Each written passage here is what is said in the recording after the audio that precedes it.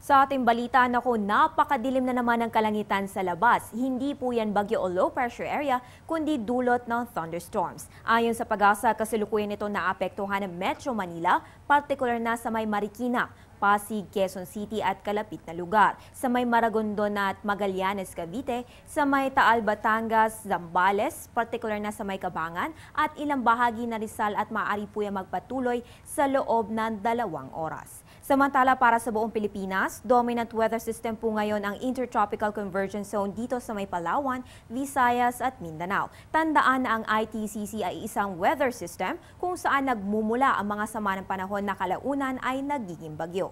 Ngayong weekend, meron kaya tayo inaasahang bagyo sa Philippine Area of Responsibility. Alamin po natin yan kay Pag-asa weather forecaster Alvin Pura. Sa ngayon, wala pa po tayong low pressure area dito po sa loob ng ating Philippine Area of Responsibility. Subalit, base po sa ating mga models, meron tayong posibleng mabuong low pressure area dito po sa labas ng ating Philippine Area of Responsibility. At meron din dyan sa area po ng Guam na cloud cluster o kaulapan pa lamang na pwedeng mabuo or maging isang ganap na low pressure area. Sa ngayon, wala pa po yan dahil hindi pa po nagde-develop or wala pa po silang circulation or hindi pa organized yung kanilang pag-ikot upang i-declare natin silang isang low pressure area. Samantala, sa mga susunod na oras, makakaranas po ng mahihina hanggang katamtamang pagulan at thunderstorms ang Palawan at Western Visayas Region, pati maging sa Zamboanga Peninsula, Davao at Caraga. Habang dito naman sa Metro Manila at natitirang bahagi ng Luzon at Visayas ay makakaranas po tayo ng bahagya hanggang sa maulap na kalangitan na may pulo-pulong pagulan at thunderstorms. Sa ating weekend weather check naman, ayon po kay Alvin, ay mag-o-oscillate o mag-aakyat baba lamang ang axis ng ITCC dito sa may Visayas at Mindanao. Kaya generally, ang Metro Manila at natitirang bahagi ng Luzon, except dito sa may Palawan, ay makakaranas po ng fair weather. Ano bang ibig sabihin yan? So maganda po ang panahon sa umaga na may mga localized thunderstorms naman pagsapit ng hapon o gabi. Kaya mga kababayan, siguraduhin may dalang payong saan man ang inyong lakad this weekend nang makaiwas na rin sa sakit na dulot ng ating panahon. Magbabalik ang ating ulat panahon makalipas ang isang paalala. Teng, ang package. Ma'am, sabi ng Air 21 on the road na. Ano, Teng? Ang package. Ma'am, sabi ng Air 21 na receive na. Okay, very good. Basta padala, sagot ka ng Air 21. May real-time delivery updates via text para worry-free ka. Teng, ang package, napadala mo na? Yes, ma'am, sa Air 21. Sa Air 21, sagot ko, padala mo.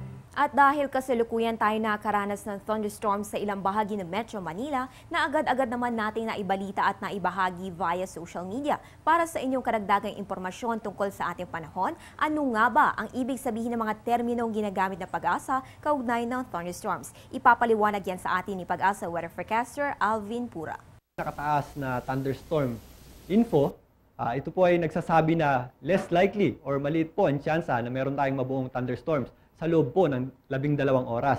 Pag meron naman po tayong nakataas na thunderstorm watch, malaki po or meron pong tsansa na may mabuo tayong thunderstorms sa loob po ng 12 oras. Usually po, yung thunderstorm info at thunderstorm watch ay nilalabas sa oras ng alas 10 ng umaga at alas 10 po ng gabi. At ang time frame po yan ay 10 a.m. to 10 p.m. po. Yun po ang ating watch or info period natin.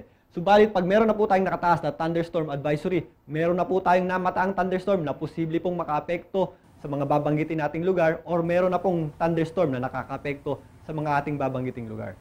So ayan ang dagdag kaalaman na ating hatid na dapat nyong malaman bilang gabay na rin sa pang-araw-araw na gawain. Kaya para lagi kayo updated, please follow us on Twitter, like us on Facebook at bisitahin ang aming website. Abangan din ang susunod na weather update ni weather lover Amor La Rosa mamayang alas 3 ng hapon. At bago ako magpaalam, nais ko munang batiin si Mrs. Sylvia Lina ng isang happy birthday. We wish you good health and more blessings to come po. Ang pagbati na ito ay mula sa buong Panahon TV team.